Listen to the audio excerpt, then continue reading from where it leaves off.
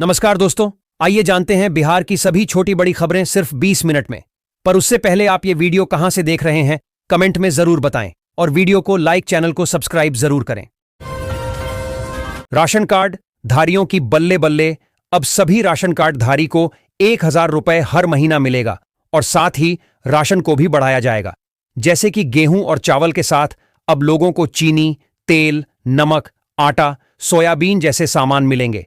इस प्रकार के सामान बहुत से राज्यों और जिलों में बहुत पहले से मिल रहा है, लेकिन अब बिहार समेत देश के सभी राज्यों और जिलों में मिलेंगे। सामाजिक सुरक्षा पेंशन में वृद्धि, विधवाओं और बुजुर्गों के लिए मासिक सामाजिक सुरक्षा पेंशन को 400 रुपए से बढ़ाकर 1100 रुपए कर दिया गया है, लेकिन दिवाली में सभी पेंशनधारियों को 2500 रुपए दिए जाएंगे। सर्राफा बाजार में आज सोना चांदी का भाव कम हुआ है। वहीं MCX पर सोना और चांदी का भाव पिछले 2 दिन के दौरान 4000 रुपए तक गिरा है। दीपावली से पहले सोने का दाम घट गया। धनतेरस दीपावली पर्व की शुरुआत का प्रतीक है, जब सोना, चांदी और नई वस्तुएं खरीदना अत्यंत शुभ माना जाता है, जिससे साल भर घर में बरकत बनी रहती है। यह पर्व भगवान धनवंतरी, मां लक्ष्मी और भगवान कुबेर को समर्पित है।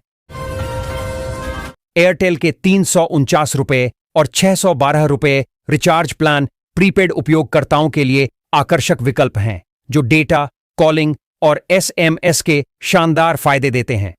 इन रिचार्ज प्लान्स के नए अपडेट्स के अनुसार अब 349 रुपए वाला प्लान भी अनलिमिटेड 5G डेटा के साथ आता है, जिससे यूजर अधिक तेजी से इंटरनेट इस्तेमाल कर सकते हैं। कानपुर में एक रेलकर्मी को करवा चौथ पर छुट्टी नहीं मिली, तो उसने अपनी पत्नी को सेंट्रल स्टेशन पर बुलाकर व्रत तोड़वाया। यह वीडियो सोशल मीडिया पर वायरल हो रहा है। स्टेशन पर त्योहार के कारण भीड़ अधिक थी, जिसके चलते उसे छुट्टी नहीं मिल पाई थी। GRP का कहना है कि उनके संज्ञान में ऐसा कोई मामला नहीं है। प्रधानमंत्री धन धान्य कृषि योजना का सजीव प्रसारण हुआ। प्रधानमंत्री मोदी ने किसानों को 42,000 करोड़ रुपए की सौगात दी। यह योजना 11 मंत्रालयों की 46 परियोजनाओं का एकीकरण है। PM धन धान्य कृषि योजना, दलहन आत्मनिर्भरता मिशन का शुभारंभ हुआ और कृषि परियोजनाओं का उद्घाटन हुआ। किसानों को आरण सुविधाएं मिलेंगी और प्राकृतिक खेती को प्रोत्साहन मिलेगा। दिवाली से पहले जीविका दीदियों को 50,000 रुपए की दूसरी किस्त मिलने वाली है। वहीं कुछ महिलाओं का शिकायत है कि उन्हें अब तक पहला किस्त 10,000 रुपए ही नहीं मिले हैं। ऐसे में उन्हें अब 50,000 का किस्त कैसे मिलेगा? यह समस्या केवल उन्हीं महिलाओं को हुआ है जिनके खाते में eKYC नहीं किया हुआ है। जल्दी से अपने खाते का eKYC करवा लें, ताकि दोनों पैसा 10,000 और 50,000 का किस्त आपके खाते में आ जाएगा। बिहार के पंडारक थाना क्षेत्र में प्रेम प्रसंग के चलते दलित बस्ती के 3 घरों में आग लगा दी गई। घटना में एक परिवार के 12 सदस्य बाल बाल बचे, जिनमें बच्चे और महिलाएं शामिल थे। आग लगने से लाखों का नुकसान हुआ। दमकल कर्मियों ने मौके पर पहुंचकर आग पर काबू पाया। पुलिस मामले की जांच कर रही है। बिहार NDA में सीट बंटवारे को लेकर जारी गतिरोध खत्म होने की उम्मीद है।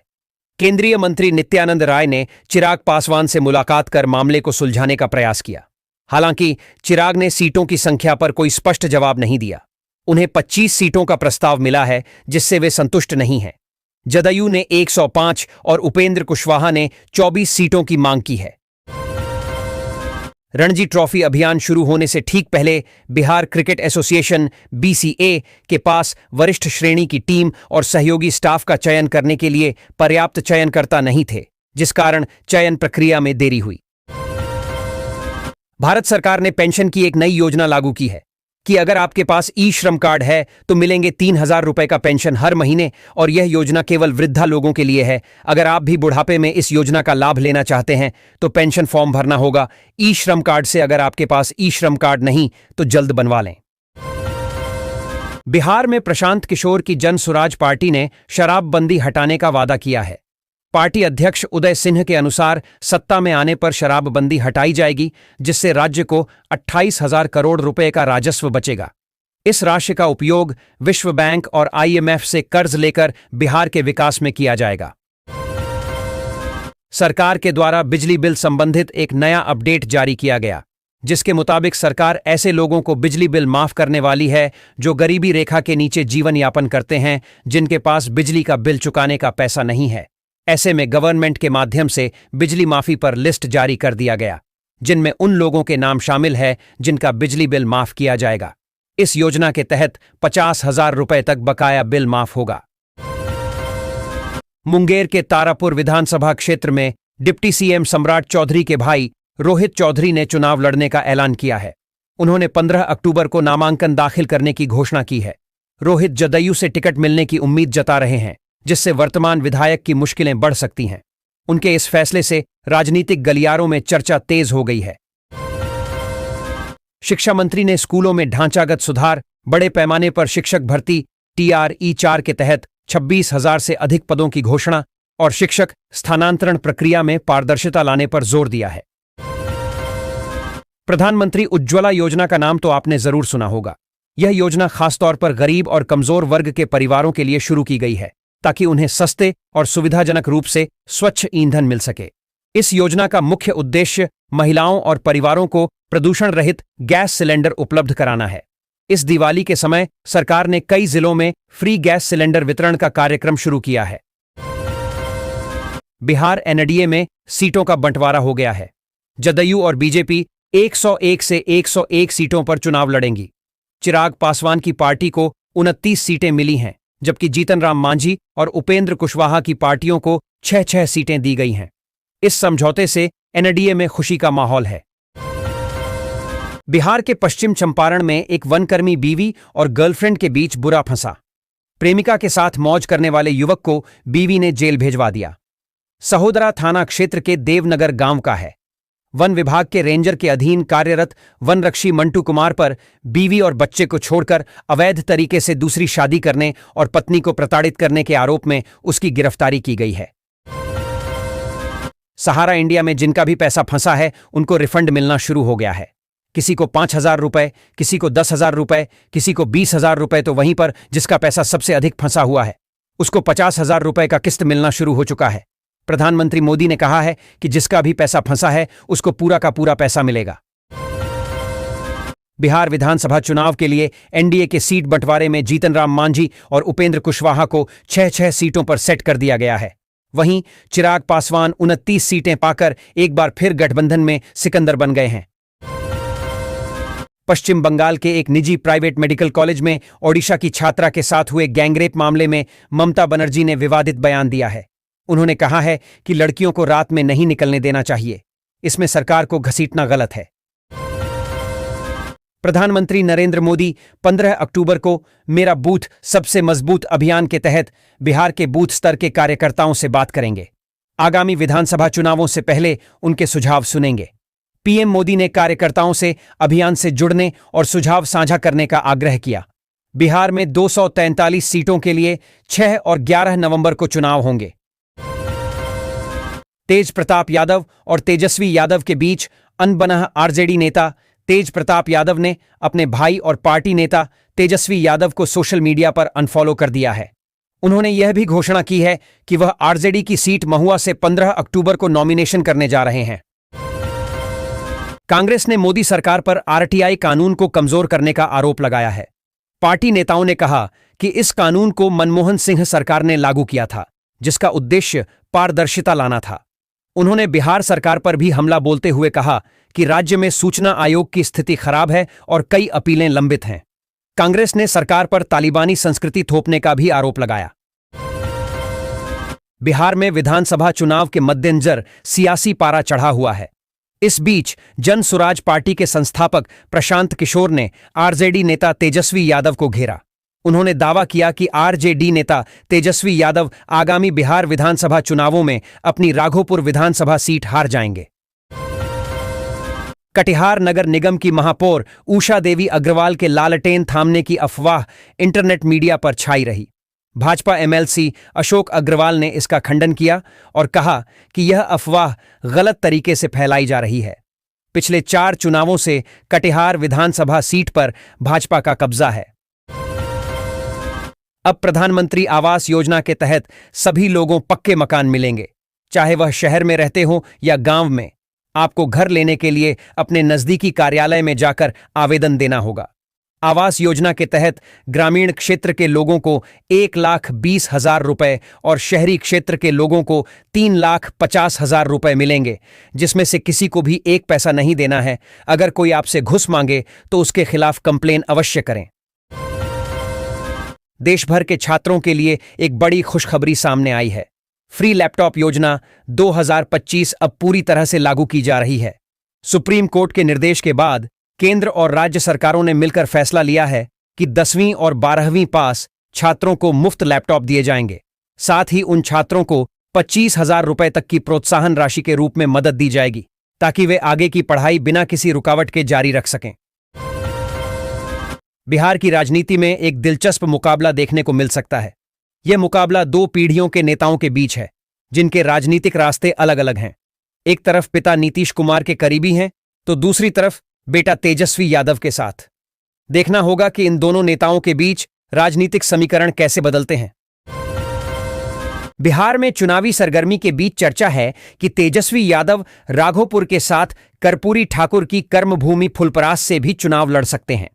फुलपरास में माय समीकरण के साथ अति पिछड़ा वर्ग में सेंध लगाने की कोशिश होगी, जिसमें प्रदेश अध्यक्ष मंगनीलाल मंडल की भूमिका अहम होगी।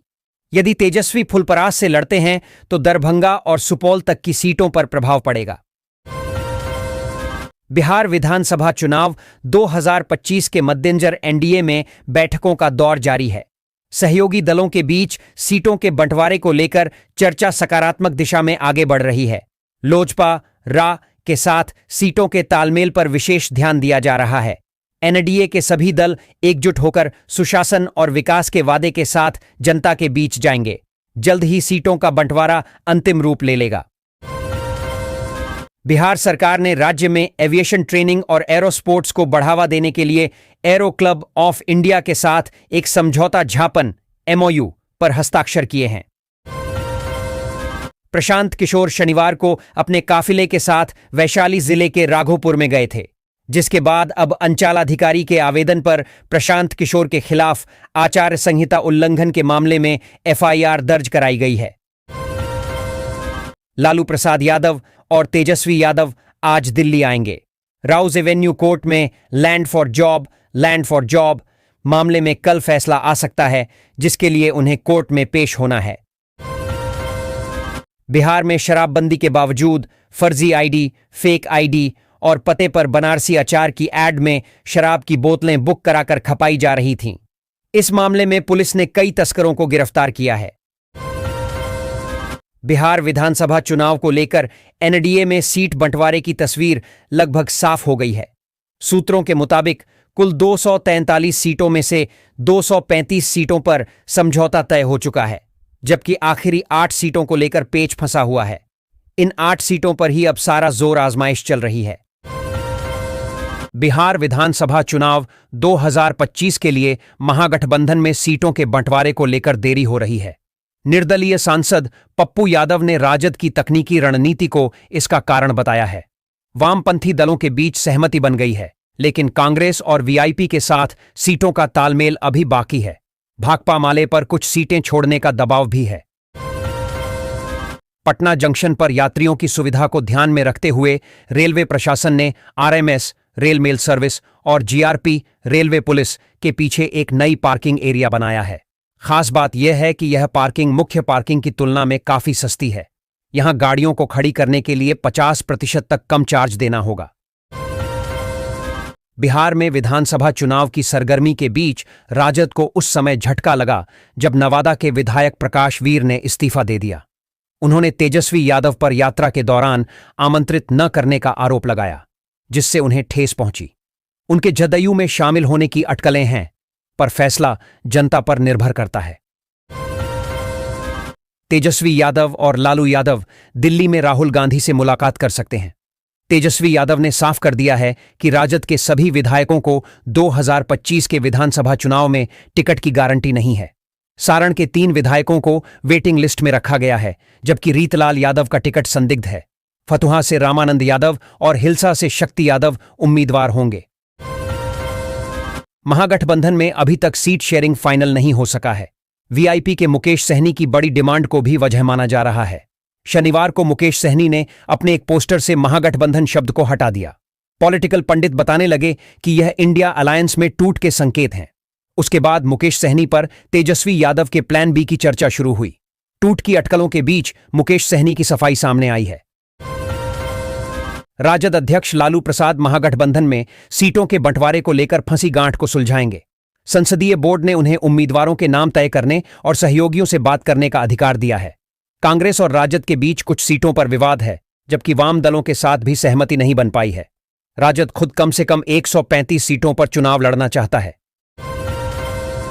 बिहार में नदियों से बालू खनन 16 अक्टूबर से फिर शुरू होगा, जो लगभग 3 महीने से बंद था।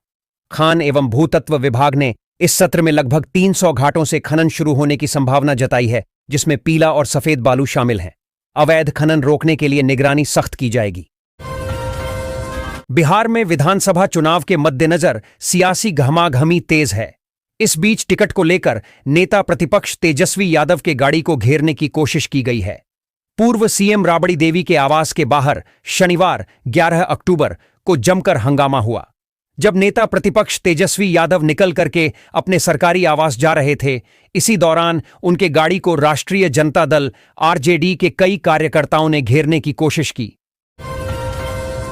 बिहार एसआईआर पर सुप्रीम कोर्ट में सुनवाई चल रही है। याचिकाकर्ताओं की ओर से दावे किए गए कि एसआईआर में बहुत सारे मुस्लिमों के नाम वोटर लिस्ट से हटा दिए गए। इस पर चुनाव आयोग की ओर से जवाब दिया गया है। आयोग ने कहा कि वे कह रहे हैं कि बहुत सारे मुस्लिमों के नाम हटाए गए हैं, लेकिन जब आपके पास डेटा ही नहीं है तो आपको कैसे पता? आप डेटा तो दीजिए। गांव में रहने वाली महिलाओं के लिए बड़ी खबर है। अब उन्हें घर बैठे ही रोजगार का अवसर मिलेगा। हर महीने 7,000 रुपए कमाने का मौका मिलेगा। बीमा सखी योजना के तहत ग्रामीण महिलाओं को ट्रेनिंग दी जाती है और उन्हें एलआईसी एजेंट के रूप में नौकरी दी जाती है और वेतन 7,000 रुपए महीना दिया जाता है। बिहार विधानसभा चुनाव 2025 के पहले चरण के नामांकन शुरू हो गए हैं, परंतु महागठबंधन में सीट शेयरिंग का ऐलान अभी बाकी है। राजद के संभावित उम्मीदवारों की एक सूची सामने आई है, जिसमें 44 नाम हैं। इस लिस्ट में कई प्रमुख नेताओं के नाम शामिल हैं, जिन पर पार्टी विचार कर रही है। हालांकि अंतिम घोषणा का इंतजार है। मुजफ्फरपुर स्टेशन के 4-5 नंबर प्लेटफॉर्म और कोचिंग डिपो के बीच दोनों वॉशिंग पिट को हटाकर वहां 3 नए प्लेटफॉर्म बनाए जाएंगे, जबकि बटलर वाली जगह पर अत्याधुनिक वॉशिंग पिट का निर्माण किया जाएगा। बिहार में एनडीए और महागठबंधन के बीच सीट बंटवारे को लेकर खींचतान जारी है। महागठबंधन में कांग्रेस और वीआईपी, जबकि एनडीए में हम और लोजपा रामविलास के बीच मामला फंसा है। जीतन राम मांझी ने दिल्ली रवाना होने से पहले ट्वीट कर कहा कि वे अंतिम सांस तक प्रधानमंत्री मोदी के साथ रहेंगे और बिहार में मोदी नीतीश की सरकार होगी। राष्ट्रीय जनता दल आरजेडी सुप्रीमो लालू प्रसाद यादव के बड़े बेटे और जनशक्ति जनता दल के राष्ट्रीय अध्यक्ष तेज प्रताप यादव ने अपने छोटे भाई और राजद से करता धरता तेजस्वी यादव को सोशल मीडिया पर अनफॉलो कर दिया है। इसके साथ उन्होंने महुआ विधानसभा से चुनाव लड़ने का ऐलान पर अमल भी शुरू कर दिया है। 15 अक्टूबर को वे महुआ से नामांकन दाखिल करेंगे। इससे पहले वे बहन मीसा भारती को भी अनफॉलो कर चुके हैं।